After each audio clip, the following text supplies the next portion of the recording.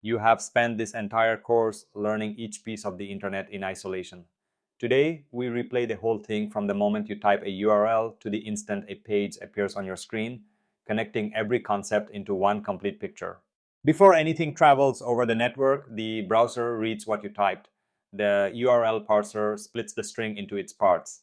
The scheme tells the browser which protocol to use. The host is the domain name of the server, and the path names the specific resource you want. Everything downstream depends on getting these three pieces right. The browser knows the domain name but needs a numeric IP address to open a connection. It hands the question to a DNS resolver, which walks a hierarchy of servers. The root server points to the TLD name server for .com, which points to the authoritative name server for the domain, which finally answers with the IP address the browser can use. With an IP address in hand, the browser opens a reliable channel using TCP. The client sends a SYN packet to say it wants to connect. The server replies with SYN-ACK to acknowledge and offer its own sequence number. The client confirms with ACK. After these three messages, the connection is open and both sides are synchronized, ready to exchange data in order without gaps. TCP is reliable but not private. TLS adds confidentiality on top. The client advertises which cipher suites it supports. The server picks one and sends its certificate so the browser can verify the server is who it claims to be. Both sides then run a key exchange algorithm to derive the same secret session keys without ever sending those keys over the wire. Every byte from this point forward is encrypted. The browser constructs an HTTP request and sends it through the encrypted tunnel. The request line names the method and the path. Headers carry metadata: the host name, the cookies the browser holds for this domain, the accepted content types, and the user agent string. For a GET request, the body is empty. The whole message is encrypted by TLS before a single byte leaves the machine. The IP address the DNS resolver returned belongs not to a single machine, but to a load balancer that sits in front of the whole server fleet. The load balancer receives every incoming request and fans it out to one of the healthy application servers behind it. This single entry point hides the entire fleet from the outside world and makes it possible to add or remove servers without changing anything the client sees. Before forwarding, the load balancer confirms the target is alive. It continuously sends lightweight health probes to each server and removes any that fail from the rotation. When a new request arrives, it applies a routing algorithm, often round robin or least connections, to pick one healthy server. That server alone receives this particular request and is responsible for producing the response. Many resources, especially images, fonts, scripts, and videos, are served by a content delivery network rather than the origin server. The browser's request is routed to the CDN edge node closest to the user. If the edge cache holds a fresh copy, it returns it immediately without contacting the origin at all, cutting latency dramatically. On a cache miss, the edge fetches the asset from the origin, stores a copy, and then serves it. The load balancer forwards the request, and the application server receives it. The server's built-in router reads the HTTP method and the path and maps them to the right handler function. From this point, the code you actually wrote takes over. The handler knows what the user is asking for and begins executing the business logic needed to produce an answer. The handler fans out to several concerns. It checks authentication to confirm the caller has permission, consults an in-memory cache to avoid slow database reads for hot data, applies domain business rules through service objects, and finally issues database queries for any data that was not cached.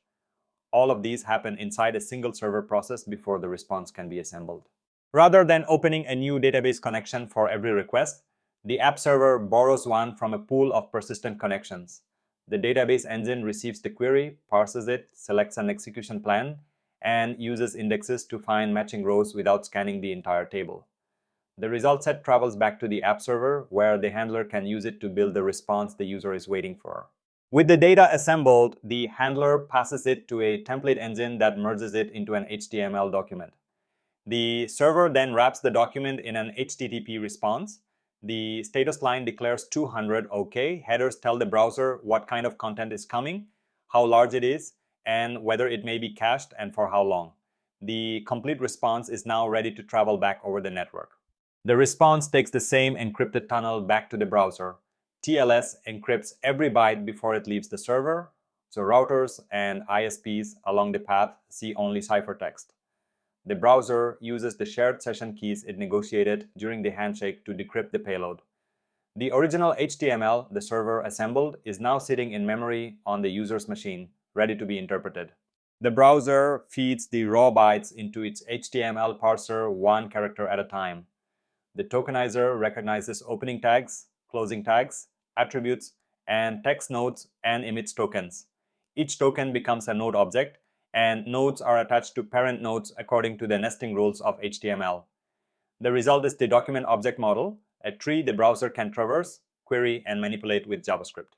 As the HTML parser builds the DOM, it discovers links to external resources. Each style sheet, script, and font triggers a new HTTP request over the same connection or a new one opened in parallel. CSS is render blocking because the browser cannot safely paint without knowing the final styles. JavaScript marked without async or defer is also blocking. All these sub-requests converge before the render pipeline can proceed. Once the critical scripts are downloaded, the JavaScript engine takes over. It parses the source, compiles it to bytecode, and a just-in-time compiler converts hot code paths to native machine instructions for speed. Scripts access the DOM through browser APIs to add event listeners, fetch additional data, or rewrite parts of the document. Any DOM mutation can trigger further layout and paint work. The browser merges the DOM and the computed style rules into a render tree that contains only the visible nodes, each annotated with its final styles. The layout engine walks the tree and calculates the exact size and position of every box on the page. The painter then rasterizes those boxes, drawing text, borders, backgrounds, and images into pixel buffers that are sent to the GPU and finally displayed on your screen. The page being visible does not mean network activity stops. Scripts fire analytics beacons to report the visit. Dynamic sections fetch fresh data from APIs and update the DOM without a full reload. The browser may prefetch resources for links the user is likely to click next. Long-lived pages open WebSocket connections for real-time updates like notifications or live scores. The network stays busy long after the first paint. Every step we just walked through adds latency. DNS can take tens to hundreds of milliseconds on a cold lookup. Each TCP and TLS round trip costs one network delay, which might be 20 milliseconds on a local network or 200 milliseconds across continents. Server processing adds more. Transferring the HTML adds more still. Sub-resource fetches multiply the cost. The gap between your key press and the first pixel on screen is the sum of all these delays stacked in sequence. Each layer exists because the one below it refuses to solve a problem it was not designed for. DNS translates names because IP only knows numbers. TCP provides reliability because IP only provides best effort delivery. TLS adds privacy because TCP has no concept of trust. HTTP adds application meaning because TLS only moves encrypted bytes. The server stack produces content because HTTP only defines how to ask for it.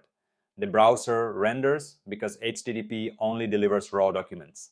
Every layer does exactly one job, and together they make the web work. From the moment you type the URL to the last pixel painted on screen, you have traced every packet, every handshake, every cache lookup, and every render step. You understand not just what happens, but why each layer was built the way it was. That is a rare thing, and you earned it.